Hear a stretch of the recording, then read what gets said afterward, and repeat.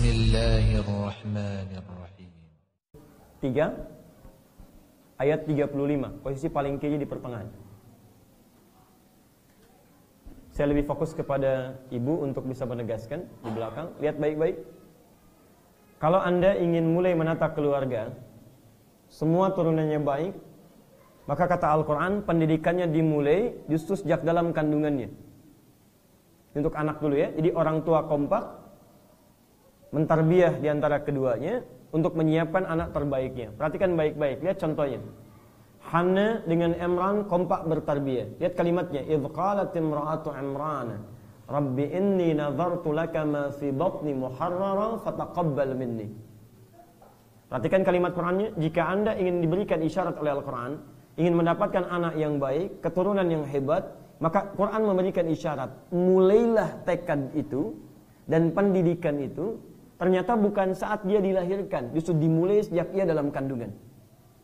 Sekarang konsep ini, ibu dan bapak sekalian, pendidikan anak dalam kandungan, justru kita yang punya konsepnya, barat yang menerapkan praktikalnya. Silakan untuk lihat, sekarang di barat dalam kandungan, itu sudah diberikan pendidikan.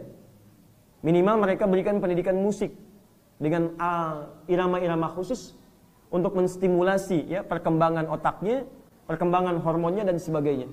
Dan ternyata menurut penelitian, itu Quran lebih dahsyat dibandingkan musik. Jadi kalau antum gunakan Al-Quran, itu 3 kali lebih cepat, paling minimal dibandingkan dengan musik.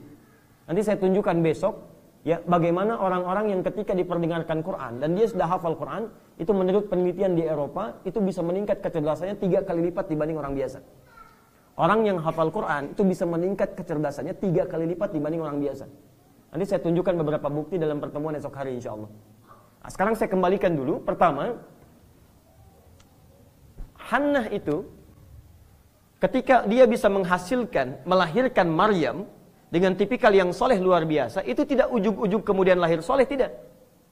Ada pendidikan yang telah diawali sejak masa dalam kandungan. Fase pertama, lihat baik-baik, fase pertama, perbanyak doa kepada Allah Subhanahu wa Ta'ala sejak masa kandungan. Kalau yang sudah lewat mungkin bisa lihat fase selanjutnya. Kalau yang kira-kira dalam fase ini bisa dimaksimalkan. Ini satu. Nah sekarang, Ustaz, kalau Hannah berdoa spesifik untuk anaknya, sekarang kita bagaimana? Apakah doanya mengikuti doanya Hannah seperti di Ali Imran ayat 35, atau ada doa pada umumnya? Maka untuk menerjemahkan ini, fokus baik-baik, Allah memberikan penjelasan di Quran surah ke-7 ayat 189, paling kiri sebelah atas.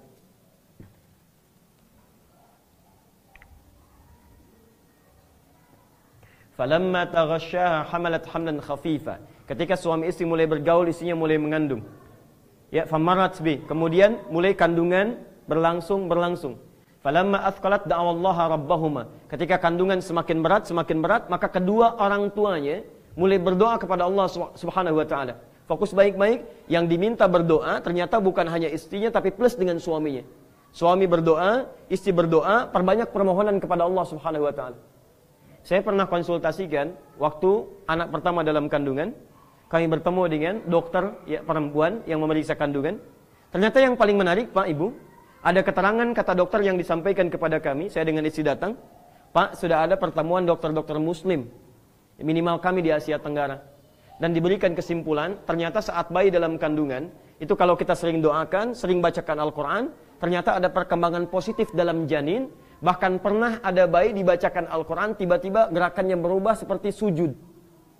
Berhenti Al-Quran, dia kembali lagi. Dan responnya cepat sekali. Cepat. Bahkan beliau katakan, kalau orang tua berbuat baik, sejak dalam fase kandungan sudah melewati 4 bulan, maka kebaikannya otomatis akan berpengaruh kepada janinnya. Jadi kalau antum misalnya usia 4 bulan kandungan, sudah mulai rajin sholat, rajin beribadah, rajin mendekat kepada Allah, maka suasana kebaikan-kebaikan yang antum ciptakan itu otomatis akan langsung berpengaruh pada keadaan janin. Ini penemuan kekinian. Dalilnya ada di Quran, kemudian spiritnya ada di Quran, dan praktikalnya ditemukan oleh ilmu kedokteran modern. Teorinya di Quran. Satu. Dan saya pernah coba ini. Jadi kami pernah coba pada anak yang pertama saat dikandung, plus anak yang kedua, itu Masya Allah. Di saat kami bacakan Quran, istri saya lelah, saya bilang nggak apa-apa, pakai earphone, tempelkan di perutnya. Dan di kamar pasang aja Quran, terus pasang 24 jam. Sampai sekarang kami biasakan. Kami keluar, beliau keluar, di rumah kosong Qurannya tetap berputar. Antum tahu apa yang terjadi? Ada satu hal yang sangat indah yang gak bisa saya lupakan. Satu kali saya pulang dari dakwah, tiba-tiba anak pertama menangis luar biasa dan tidak berhenti. Saya bilang, kenapa menangis terus? Istri saya bilang, gak tahu, dari tadi gak bisa didiamkan. Saya coba kemudian renungkan, coba kita diam sebentar. Setelah itu saya katakan, coba ganti suratnya ke Ar-Rahman. Begitu dia ganti ke Ar-Rahman, dia diam. Coba kembalikan kepada surah yang tadi. Begitu dikembalikan, dia nangis lagi. Antum tahu apa yang terjadi? Ternyata saat dikembalikan kepada surah dia nangis itu, ayat itu sedang berbicara tentang konsep neraka. Dia sedang berbicara tentang azab, tentang siksa dan sebagainya. Dikembalikan kepada Ar-Rahman, dia tenang lagi. Antum bayangkan, bayi yang terus mendengar Al-Quran punya kebiasaan sampai peka dengan ayat-ayat yang dibacakan kepadanya. Dia bisa merangkak ketika mendengar bacaan Quran. Saya dengan istri murajaah, dia kejar-kejar, dia ambil mushafnya. Dia bisa berdiri ketika mendengar bacaan Quran dalam sholat. Dia bawa sapu, dia pengen dengar, sampai dia bisa berdiri. Dan dia bisa berlari ketika mengejar untuk menunaikan sholat, sampai kami berikan sajadah kecilnya. Antum bisa bayangkan, ketika antum memberikan Quran sejak mulai dininya, maka Quran hadir dalam benaknya. Antum kenal Fajar? Anak Indonesia yang lahirnya dalam keadaan prematur. Ini rekor ini sedunia. Ya, yang mendapatkan bukan orang Arab, orang Indonesia.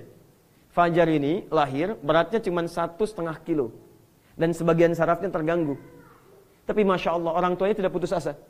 Dibacakan Al-Quran, sejak dalam kandungan, begitu lahir, nanti kita masuk ayat berikutnya, diberikan ASI, bacakan Quran 1 juz, bacakan Quran lagi. Antum tahu apa yang terjadi? Begitu masuk usia 3 tahun, di lisannya yang pertama kali keluar, saat dia bisa bicara, itu Al-Quran. Al-Quran. Begitu dicek oleh seorang ustaz, ternyata Fajar ini sudah hafal 30 juz Al-Quran. 30 juz Al-Quran. Dan hebatnya, antum tanya namanya atau tanya kegiatannya, dia baru bisa jawab setelah beberapa detik baru merespon.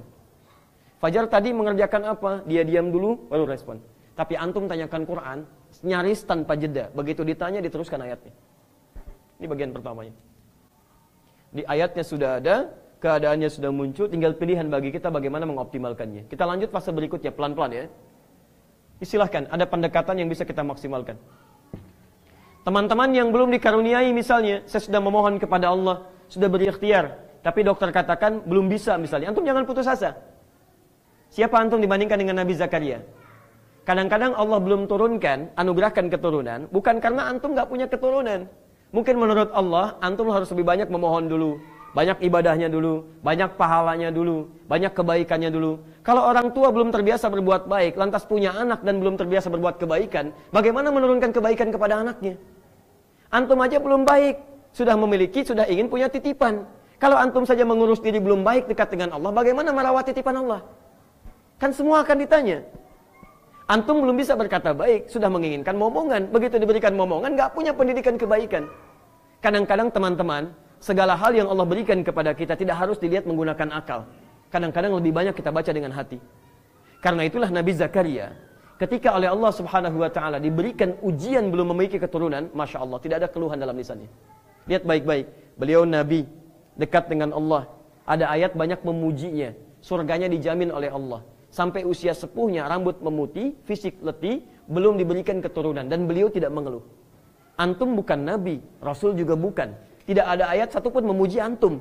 Dan gak ada ayat satupun turun untuk menjamin surganya antum. Baru diberikan kesempatan oleh Allah dalam 3 bulan, 3 tahun untuk berbuat kebaikan. Dan antum sudah mengeluh. Maka lihat amalannya. Jika ada di antara kita diuji seperti ini dan melakukan amalan yang sama, Allah berikan isyarat di Quran akan diberikan pengabulan yang sama. Jadi kalau antum sudah berumah tangga, misal belum dianugerahi oleh Allah keturunan, maka lihat Allah tampilkan satu kisah yang jadi inspirasi untuk kita. Amalkan isi kisahnya, Allah janjikan saya berikan seperti Allah berikan kepada Nabi Zakaria. Lihat baik-baik. Quran surah 19 ayat 2 sampai 15. Ini cara menerimanya. Masya Allah. Kaf ha ya ain sad, ayat pertamanya. Dzikru rahmati rabbika 'abdahu Zakaria. Hei, berikut kami kisahkan rahmat Allah yang diberikan kepada hambanya namanya Zakaria. Lihat teman-teman, Zakaria itu kan nabi kan? Nabi ya? Tapi ketika beliau mengalami peristiwanya, disebut oleh Allah sebagai seorang hamba. Seakan-akan memberikan sinyal bahwa siapapun yang merasa sebagai hamba Allah, mau dia nabi, mau bukan nabi, dia tidak akan lolos dari ujian Allah subhanahu wa ta'ala. Maka sepanjang antum masih menjadi hamba, maka tirulah hamba yang dulu. dia nabi, dia orang baik, dia sebagai hamba, mendapatkan ujian, dia kemudian menghadirkan ujian itu dengan merespon kebaikan-kebaikan. Anda bukan nabi, Anda bukan rasul, tidak sebaik Zakaria, tapi sama-sama hamba. Kenapa diuji dengan ujian yang sama, tapi tidak sedahsyat Nabi Zakaria Anda mengeluh kepada Allah Subhanahu Wa Taala? Tolong lihat baik-baik ya. Tidak pernah ada ayat keluhan dalam Al-Quran. Kalau ada satu ayat saja ayat keluhan di Quran, maka saya akan jadi orang pertama yang mengeluh di Quran. Saya akan jadi orang pertama yang mempraktekkan keluhan jika ada satu ayat saja dalam Al-Quran. Antum tahu cacing? Jangan katakan wallahu alam ya, cacing. Wah, ini cacing. Baik, lihat sini. Saya masukkan dia ke nampan. Dan saya kasih di bawahnya ada, saya panaskan dengan api. Bagaimana respon cacingnya? Bergerak ya, dia menggeliat kanan, kiri dan seterusnya. Kenapa menggeliat? Bukan kepanasan. Cacing bergerak, menggeliat, bukan merespon, bukan kepanasan. Karena cacing nggak bisa mengeluh. Aduh panas, aduh sakit, aduh panas. Ya mohon maaf, kalau saja cacing diperkenankan mengeluh, mengatakan aduh seluruhnya, kapan dia bergeraknya? Di dalam setiap keadaan, Allah berikan ujian kepada kita bukan untuk dikeluhkan, tapi untuk menunggu respon kita cara terbaik untuk merespon ujian Allah Subhanahu Wa Taala. Lihat baik-baik turunan ayat ya. Kadang-kadang kalau tidak paham ilmunya, kadang kita cepat kecewanya. Quran surah kedua ayat 286. Kita hafal ayatnya. Jadi kalau antum diberikan ujian yang cukup berat, ingin mudah diterima, maka rumus pertamanya Quran surah 2 ayat 286. La yukallifullahu nafsan illa. Lihat baik-baik. Allah tidak mungkin menitipkan ujian pada seseorang kecuali ia sanggup untuk menjalaninya. Di seberat apapun yang antum sedang jalani, ujian terbesar dalam kehidupan, seberat apapun, yakinkan pada diri Anda saat menjalaninya, Allah titipkan kepada Anda karena memang cuma Anda yang mampu, yang lain tidak. Jadi kalau Anda tidak mampu, Allah nggak akan titipkan ujian.